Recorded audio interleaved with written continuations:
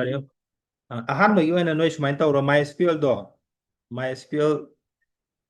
download ꯇꯧꯁꯤꯜꯂꯣꯀꯣ ꯅꯣꯏꯒꯤ MySQL ꯗꯥꯎꯟꯂꯣꯗꯁꯤ ꯌꯦꯡꯉꯁꯤ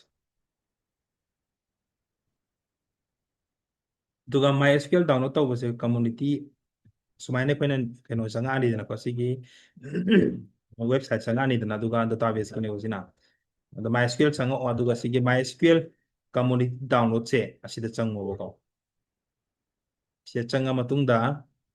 ꯁꯤꯗ ꯂꯥꯛꯑꯅꯤꯗꯅ ꯁꯤ ꯂꯣꯏ ꯂꯥꯛꯑꯦ ꯁꯤꯒꯤ ꯃꯇꯨꯡꯁꯤꯗ MySQL installer for Windows ꯍꯥꯏꯁꯦ ꯁꯤꯒꯤꯁꯤꯗ ꯑꯣꯏꯅ ꯗꯥꯎꯟꯂꯣꯗ ꯇꯧꯔꯣꯕ ꯁꯤꯗ ꯅꯝꯃꯅꯤꯀꯣ ꯁꯤꯗ ꯅꯝꯃꯀꯥꯟꯗ ꯗꯥꯎꯟꯂꯣꯗ ꯇꯧꯕ ꯌꯥꯔꯅꯤ ꯑꯗꯨꯃ ꯗꯥꯎꯟꯂꯣꯗ ꯇꯧꯁꯤꯜꯂꯣꯀꯣ ꯅꯣꯏ ꯉꯁꯤ ꯇꯧꯒꯗꯧꯁꯦ ꯍꯌꯦꯡ ꯇꯧꯔꯒꯗꯤ ꯃꯇꯝꯗꯣ ꯑꯗꯨꯝ ꯍꯌꯦꯡꯅ ꯁꯦꯠꯇꯤꯡ ꯇꯧꯁꯦꯕ ꯉꯁꯤ ꯗꯥꯎꯟꯂꯣꯗ ꯂꯣꯏ ꯇꯧꯁꯤꯜꯂ ꯊꯝꯃꯣ MySQL installer for download Windowsꯁꯦ ꯁꯤ ꯑꯃ ꯗꯥꯎꯟꯂꯣꯗ ꯇꯧꯔꯣ ꯑꯗꯒꯤ ꯑꯅꯥꯗꯔ ꯑꯃꯅ ꯁꯤ ꯁꯦꯝꯃꯒ ꯗꯥꯎꯟꯂꯣꯗ ꯇꯧꯒꯗꯕ MySQL ꯀꯅꯦꯛꯇꯔꯁꯦ ꯀꯅꯦꯛꯇꯔ ꯖꯥꯔ ꯍꯥꯏꯔꯁꯤ MySQL ꯀꯅꯦꯛꯇꯔ ꯖꯥꯔꯁꯦ ꯁꯤꯒꯤꯁꯤꯗ ꯑꯃ ꯁꯤꯒꯤ ꯂꯤꯡꯗ ꯆꯪꯉꯅꯤꯗꯅ ꯑꯗꯨꯒ ꯁꯤꯒꯤ ꯄꯦꯖꯁꯦ ꯊꯣꯛꯂꯛꯑꯅꯦꯕ ꯑꯁꯤꯒꯤ ꯄꯦꯖꯁꯦ ꯊꯣꯛꯂꯛꯑꯀꯥꯟꯗ ꯑꯩꯈꯣꯏꯅ ꯁꯤꯒꯤ ꯁꯦꯂꯦꯛ ꯑꯣꯄꯔꯦꯇꯤꯡ ꯁꯤꯁꯇꯦꯝꯁꯦ ꯁꯤꯗ ꯑꯩꯈꯣꯏ ꯆꯪꯕꯤꯔꯁꯦ ꯑꯗꯨꯒ ꯄ꯭ꯂꯦꯠꯐꯣꯝ ꯏꯟꯗꯤꯄꯦꯟꯗꯦꯟꯁꯦ ꯁꯤꯒꯤ ꯄ꯭ꯂꯦꯠꯐꯣꯝ ꯏꯟꯗꯤꯄꯦꯟꯗꯦꯟꯁꯤꯗ ꯁꯤꯃ ꯅꯝꯃꯣ ꯑꯁꯤ ꯅꯝꯃꯀꯥꯟꯗ ꯁꯨꯃꯥꯏꯅ ꯊꯣꯛꯂꯛꯑꯅꯤꯀꯣ ꯑꯗꯨꯒ ꯁꯤꯒꯤ ꯑꯅꯤꯁꯨꯕꯒꯤꯁꯦ ꯖꯤꯞ ꯑꯔꯀꯥꯏꯞꯁꯦ ꯁꯤ ꯖꯤꯞ ꯑꯔꯀꯥꯏꯞꯁꯤ ꯅꯝꯃꯒ ꯗꯥꯎꯟꯂꯣꯗ ꯇꯧꯔꯣ ꯁꯤꯗ ꯗꯥꯎꯟꯂꯣꯗ ꯕꯇꯟꯗ ꯅꯝꯃꯒ ꯁꯤꯃ ꯗꯥꯎꯟꯂꯣꯗ ꯇꯧꯁꯤꯜꯂꯣ ꯑꯅꯤ ꯁꯨꯔꯦꯀꯣ ꯍꯧꯖꯤꯛ ꯑꯍꯥꯟꯕꯗ MySQLꯒꯤ installer for Windows ꯑꯃ ꯂꯩꯔꯦꯀꯣ ꯑꯅꯤꯁꯨꯕꯗꯅ ꯁꯤꯅ ꯀꯅꯦꯛꯇꯔ ꯖꯥꯔ ꯍꯥꯏꯌꯦꯕ MySQL ꯀꯅꯦꯛꯇꯔꯒꯤꯁꯦ ꯁꯤꯁꯦ ꯑꯃ ꯄ꯭ꯂꯦꯠꯐꯣꯝ ꯏꯟꯗꯤꯄꯦꯟꯗꯦꯟꯠꯅ ꯈꯜꯂꯅꯤ ꯑꯗꯨꯒ ꯁꯤꯗ ꯑꯃ ꯅꯝꯒꯗꯕ ꯑꯗꯒꯤ ꯑꯇꯣꯞꯄ ꯑꯃꯅ OJDBC ꯑꯃꯒ ꯂꯩ OJDBC ꯁꯤ ꯂꯦꯇꯦꯁ ꯚꯔꯖꯟꯁꯤ ꯀꯔꯝꯕꯗ ꯌꯦꯡꯁꯤꯀꯣ OJDBC ꯗ꯭ꯔꯥꯏꯚꯔ OJDBC ꯁꯤꯗ ꯌꯦꯡꯁꯦ ꯂꯦꯇꯦꯁꯇ ꯀꯔꯝꯕ ꯂꯩꯖꯥꯠꯅꯣ OJDBCꯗꯅꯦ 17 ꯑꯩꯈꯣꯏꯅ ꯁꯤꯖꯤꯟꯅꯔꯛꯄꯗꯤ ꯑꯦꯔꯥꯎꯟ 11 ꯅꯠꯇ꯭ꯔꯒ 8 ꯑꯗꯨꯝ ꯁꯤꯖꯤꯟꯅꯔꯦꯕꯀꯣ ꯑꯗꯨ 17 ꯍꯧꯖꯤꯛ ꯈ꯭ꯋꯥꯏꯗꯒꯤ ꯂꯦꯇꯦꯁꯇ ꯂꯩꯀꯣ 17ꯁꯦ ꯁꯤꯅ ꯅꯪ OJDBC 17ꯁꯦ ꯁꯤ ꯑꯃ ꯁꯤ JDBC ꯗ꯭ꯔꯥꯏꯚꯔꯁꯦ ꯑꯃ ꯂꯧꯕꯤꯔꯣꯀꯣ ꯁꯤꯁꯦ ꯑꯃ ꯁꯤꯃ ꯗꯥꯎꯟꯂꯣꯗ ꯇꯧꯁꯤꯜꯂꯣ ꯁꯤꯗ ꯅꯝꯃꯀꯥꯟꯗ ꯗꯥꯎꯟꯂꯣꯗ ꯇꯧꯕ ꯌꯥꯔꯅꯤ ꯑꯗꯨꯝ ꯌꯥꯝ ꯄꯤꯛꯄꯅꯤꯀꯣ ꯁꯤꯗꯤ ꯖꯁ 2-3 MB ꯈꯛꯇꯅꯤꯀꯣ ꯁꯤ ꯑꯃ ꯗꯥꯎꯟꯂꯣꯗ ꯇꯧꯁꯤꯜꯂꯣ ꯑꯗꯒꯤ ꯑꯇꯣꯞꯄ ꯀꯩ ꯋꯥꯠꯂꯤ ꯑꯗꯨꯒ ꯑꯃꯅ ꯀꯩꯅꯣꯒꯤ ꯑꯄꯥꯆꯤ ꯇꯣꯡꯀꯦꯠꯇꯤ ꯅꯣꯏ ꯍꯥꯟꯅ ꯌꯥꯎꯔꯕ ꯑꯄꯥꯆꯤ ꯇꯣꯡꯀꯦꯠ ꯌꯥꯎꯔꯝꯃꯅꯤ ꯍꯥꯟꯅ ꯌꯥꯎꯔꯦ ꯁꯥꯔ ꯌꯥꯎꯔꯦꯀꯣ ꯑꯄꯥꯆꯤ ꯇꯣꯡꯀꯦꯠ ꯌꯥꯎꯔꯒꯗꯤ ꯌꯥꯔꯅꯤ ꯑꯍꯨꯝ ꯁꯨꯔꯦꯀꯣ MySQL ꯗꯥꯇꯥꯕꯦꯁꯀ ꯀꯅꯦꯛꯇꯔ ꯖꯥꯔꯒ ꯑꯗꯒꯤ OJDBCꯒ ꯑꯍꯨꯝꯁꯤꯃ ꯂꯧꯔꯅꯤꯀꯣ ꯑꯗꯨꯒ ꯇꯣꯡꯀꯦꯠ ꯖꯦꯁꯄꯔꯗꯤ ꯀꯣꯟꯅ ꯍꯥꯞꯄꯁꯤ ꯇꯣꯡꯀꯦꯠ ꯖꯦꯁꯄꯔꯗꯤ ꯌꯥꯔꯦ JSTL ꯁꯤ 1.2 ꯑꯝꯇ ꯌꯦꯡꯁꯤ JSTL 1.2 ꯖꯥꯔ ꯗꯥꯎꯟꯂꯣꯗꯁꯤ ꯁꯤꯁꯦ ꯑꯃꯨꯛ ꯆꯪꯉꯁꯤ ꯁꯤꯒꯤ JSTL ꯁꯤ ꯌꯦꯡꯁꯤꯀꯣ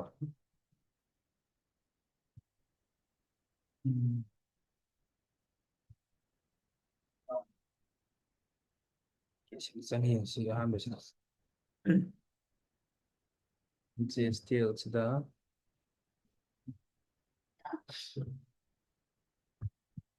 ꯁꯤ ꯅꯠꯇꯦ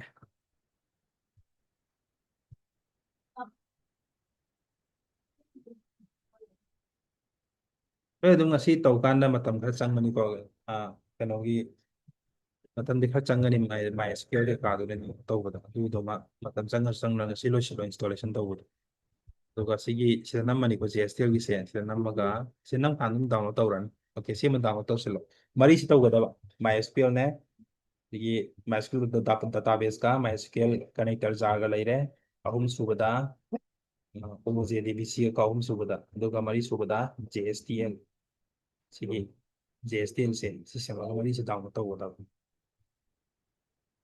ꯀꯩ ꯈꯪꯅꯤꯡꯉꯦ ꯑꯇꯣꯞꯄꯗꯤ ꯏꯟꯁꯇꯣꯂꯦꯁꯟ ꯂꯣꯏꯁꯤꯟꯕ ꯉꯁꯤꯁꯤꯗ ꯑꯗꯨꯒ ꯁꯥꯔ ꯀꯩꯅꯣ ꯑꯄꯥꯁꯤ ꯇꯣꯡꯀꯦꯠꯀꯤꯗꯨꯒꯨꯝꯕ ꯍꯥꯏꯔꯝꯃꯦ ꯑꯄꯥꯆꯤ ꯇꯣꯡꯀꯦꯠꯇꯤ ꯅꯣꯏ ꯍꯥꯟꯅ ꯌꯥꯎꯔ ꯇꯥꯏꯅꯦ ꯑꯩ ꯍꯥꯞꯇ꯭ꯔꯤꯕ ꯌꯥꯎꯗ꯭ꯔꯣ ꯍꯥꯟꯅ ꯑꯩ ꯍꯥꯞꯇ꯭ꯔꯤ ꯑꯄꯥꯆꯤ ꯇꯣꯡꯀꯦꯠꯁꯨ ꯁꯨꯃꯥꯏꯅ ꯇꯧ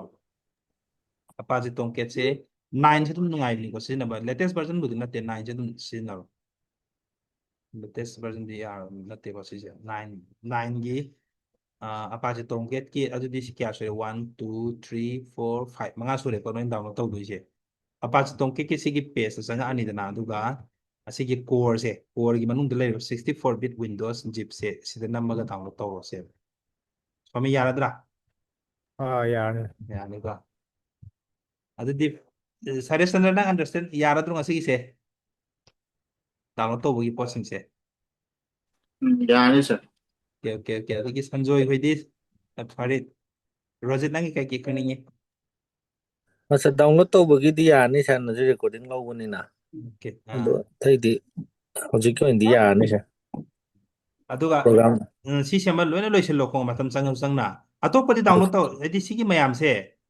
ꯁꯤ ꯁꯥꯔ ꯃꯌꯥꯝꯁꯦ 1 2 3 4 5 ꯃꯉꯥꯁꯤ ꯗꯥꯎꯟꯂꯣꯗ ꯇꯧꯕꯁꯤꯗ ꯃꯔꯤꯁꯤꯃꯗꯤ ꯁꯤꯒꯤ ꯑꯣꯟꯂꯤ ꯁꯤꯒꯤ MySQL ꯗꯥꯇꯥꯕꯦꯁꯁꯦ ꯑꯁꯤ ꯈꯛꯇꯅꯤ ꯑꯩꯈꯣꯏꯅ ꯏꯟꯁꯇꯣꯜ ꯇꯧꯗꯣꯏꯁꯦ ꯂꯦꯝꯍꯧꯔꯤꯕ ꯃꯔꯤꯁꯤ ꯏꯟꯁꯇꯣꯜ ꯇꯧꯒꯗꯧ ꯅꯠꯇꯦꯀꯣ ꯖꯁ ꯗꯥꯎꯟꯂꯣꯗ ꯇꯧꯔꯒ ꯊꯝꯃꯣꯕ ꯅꯁꯥꯒꯤ ꯂꯦꯞꯇꯣꯞꯇ ꯑꯣꯏꯅ ꯑꯣꯀꯦ ꯏꯟꯁꯇꯣꯜ ꯑꯝꯇ ꯊꯝꯃꯝ ꯇꯧꯕ ꯌꯥꯗꯦꯀꯣ ꯏꯟꯁꯇꯣꯜ ꯇꯧꯕ ꯌꯥꯗꯦ ꯁꯤ ꯃꯔꯤꯁꯤꯗꯤ ꯏꯟꯁꯇꯣꯂꯦꯁꯟ ꯇꯧꯒꯗꯧ ꯅꯠꯇꯦ ꯑꯗꯨꯝ ꯗꯥꯎꯟꯂꯣꯗ ꯑꯣꯏꯅ ꯊꯝꯕꯤꯌꯣꯕꯀꯣ ꯑꯣꯟꯂꯤ ꯁꯤꯒꯤ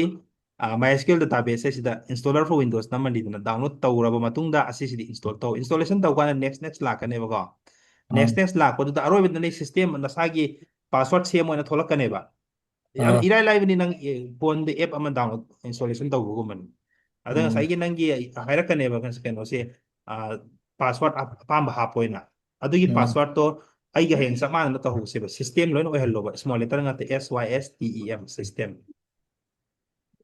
ꯁꯤꯁꯇꯦꯝ ꯑꯣꯏꯍꯟꯕꯤꯌꯣꯕ ꯂꯣꯏꯅ ꯅꯣꯏ ꯇꯣꯉꯥꯜꯂꯁꯨ ꯌꯥꯏꯀꯣ ꯑꯗꯣ ꯄ꯭ꯔꯣꯒꯥꯝꯗꯣ ꯑꯩꯒ ꯄꯨꯟꯅ ꯅꯝꯃꯤꯟꯅꯔꯀꯥꯟꯗ ꯅꯣꯏꯗꯤ ꯍꯦꯟꯅ ꯅꯨꯡꯉꯥꯏꯒꯅꯤ ꯑꯗꯨꯝ SYSTEM ꯁꯤꯁꯇꯦꯝ ꯂꯣꯏꯅ ꯑꯣꯏꯍꯟꯒꯗꯧꯕ ꯄꯥꯁꯋꯥꯔꯗꯇꯨꯗꯤ ꯁꯥꯔ ꯍꯥꯏꯔꯣ ꯌꯥꯏ ꯁꯤꯒꯤ MySQL ꯇꯧꯕꯁꯤ ꯀꯩꯅꯣ ꯑꯅꯤ ꯊꯣꯛꯑꯦꯕ ꯑꯗꯣ ꯑꯅꯤ ꯑꯗꯨꯝ ꯆꯞ ꯃꯥꯟꯅꯕ꯭ꯔꯥ ꯍꯦꯛꯇ ꯇꯧꯕ ꯌꯥꯕ꯭ꯔꯥ ꯁꯤꯗ ꯆꯪꯀꯥꯟꯗ ꯑꯥ ꯁꯤꯀꯣ ꯑꯣꯀꯦ ꯁꯤ ꯏꯟꯁꯇꯣꯂꯔꯁꯤ ꯇꯧꯔꯣ ꯁꯤꯁꯦ ꯑꯅꯤꯁꯨꯕꯩꯁꯦ ꯑꯣꯀꯦ ꯁꯥꯔ ꯁꯤ 353.7 MB ꯂꯩꯗꯅ ꯑꯗꯨ ꯑꯥ ꯏꯟꯁꯇꯣꯂꯦꯁꯟ ꯁꯤ ꯗꯥꯎꯟꯂꯣꯗ ꯇꯧꯕꯗꯕꯨꯗꯤ ꯁꯤꯒꯤ ꯁꯥꯏꯖꯁꯤ ꯑꯣꯏꯔꯅꯦꯕ ꯑꯗꯨꯒ ꯅꯣꯏ ꯑꯥ ꯏꯟꯁꯇꯣꯂꯦꯁꯟ ꯇꯧꯕꯗꯗꯤ ꯅꯣꯏꯒꯤ ꯀꯝꯄ꯭ꯌꯨꯇꯔꯗꯤ ꯑꯦꯔꯥꯎꯟ 800 MB ꯃꯨꯛ ꯃꯥꯅ ꯁ꯭ꯄꯦꯁ ꯀꯟꯈ꯭ꯔꯅꯤ ꯏꯟꯁꯇꯣꯜ ꯑꯣ ꯇꯧꯔꯀꯥꯟꯗꯗꯤ ꯌꯥꯔꯅꯤꯀꯣ ꯁꯦꯝꯃ ꯌꯥꯔꯅꯤ ꯑꯗꯒꯤ ꯑꯃꯅ ꯑꯃꯈꯛ ꯍꯥꯏꯍꯧꯒꯦ ꯅꯣꯏꯅ ꯃꯇꯝ ꯂꯩꯒꯗꯕ ꯑꯣꯏꯔꯒꯗꯤ ꯗꯥꯇꯥꯕꯦꯁ ꯃꯈꯜ ꯑꯅꯤ ꯇꯧꯁꯦꯕꯀꯣ ꯑꯩꯈꯣꯏꯁꯦ ꯃꯇꯝ ꯃꯇꯝꯒꯤ ꯑꯅꯤ ꯇꯧꯁꯦ ꯏꯟꯁꯇꯣꯂꯦꯁꯟꯗꯤ ꯂꯣꯏꯅ ꯏꯟꯁꯇꯣꯂꯦꯁꯟ ꯇꯧꯔ ꯊꯝꯃꯣꯕ ꯑꯣꯔꯦꯀꯜ ꯗꯥꯇꯥꯕꯦꯁ ꯑꯣꯔꯦꯀꯜ 10G ꯂꯧꯁꯤꯅꯦ ꯑꯣꯔꯦꯀꯜ 10G ꯁꯤꯁꯦ ꯏꯟꯁꯇꯣꯂꯦꯁꯟ ꯇꯧꯔꯣ ꯏꯟꯁꯇꯣꯂꯦꯁꯟꯗꯤ ꯇꯧꯔꯨꯅꯨ ꯑꯣꯔꯦꯀꯜ 10G ꯑꯦꯛꯁꯄ꯭ꯔꯦꯁꯁꯦ ꯖꯁ ꯗꯥꯎꯟꯂꯣꯗ ꯇꯧꯔꯒ ꯊꯝꯕꯤꯌꯣꯕ ꯁꯤꯁꯤꯃꯁꯨ 10Gꯁꯤ ꯂꯩꯕ꯭ꯔꯥ ꯑꯦꯚꯥꯏꯂꯦꯕꯜ ꯑꯣꯏꯔꯤꯖꯥꯠꯔꯀꯣ 21ꯒꯨꯝꯕ ꯂꯩꯔꯝꯃꯦ ꯍꯧꯖꯤꯛꯇꯤ 10Gꯗꯤ ꯂꯩꯇ꯭ꯔꯦ ꯑꯗꯣ ꯂꯦꯇꯦꯁ ꯍꯧꯖꯤꯛ 21 ꯁꯤ ꯂꯩꯗꯅ ꯅꯠꯇ꯭ꯔꯥ ꯑꯁꯤꯒꯤ ꯀꯩꯅꯣꯒꯤꯁꯦ 21ꯁꯤ ꯑꯣꯏꯔꯁꯨ ꯗꯥꯎꯟꯂꯣꯗ ꯇꯧꯔꯣꯅꯦ ꯁꯤ ꯗꯥꯎꯟꯂꯣꯗ ꯇꯧꯁꯤꯜꯂ ꯊꯝꯃꯣ ꯁꯤꯁꯨ ꯑꯣꯔꯦꯀꯜ ꯗꯥꯇꯥꯕꯦꯁ ꯑꯅꯤ ꯁꯨꯔꯦꯀꯣ ꯑꯗꯨꯗꯤ MySQLꯒ ꯑꯣꯔꯦꯀꯜꯒ ꯑꯗꯣ MySQL ꯈꯛꯇꯪ ꯏꯟꯁꯇꯣꯂꯦꯁꯟ ꯇꯧꯔ ꯊꯝꯃꯣ ꯑꯣꯔꯦꯀꯜꯁꯤꯗꯤ ꯏꯟꯁꯇꯣꯂꯦꯁꯟꯗꯤ ꯇꯧꯒꯅꯣꯕ ꯖꯁ ꯗꯥꯎꯟꯂꯣꯗ ꯇꯧꯔ ꯊꯝꯕꯤꯌꯣ ꯌꯥꯔꯗ꯭ꯔꯥ ꯑꯟꯗꯔꯁꯇꯦꯟ ꯇꯧꯔꯗ꯭ꯔꯣ ꯁꯤ ꯐꯥꯎꯕ ꯇꯧꯔꯅꯤ ꯁꯥꯔ ꯑꯣꯀꯦ ꯑꯗꯨ ꯑꯦꯔꯥꯎꯟ 2 GB ꯃꯨꯛꯇꯤ ꯆꯠꯂꯅꯤ ꯉꯁꯤꯒꯤ 1.5 2 GB ꯃꯨꯛꯇꯤ ꯑꯗꯨ ꯌꯦꯡꯉꯣꯅꯦ ꯅꯣꯏ ꯇ꯭ꯔꯥꯏ ꯇꯧꯔꯣ ꯑꯗꯨꯒ ꯍꯌꯦꯡꯗꯒꯤ ꯐꯖꯅ ꯗꯥꯇꯥꯕꯦꯁꯀꯤ ꯄ꯭ꯔꯣꯒꯥꯝ ꯏꯕ ꯍꯧꯁꯦ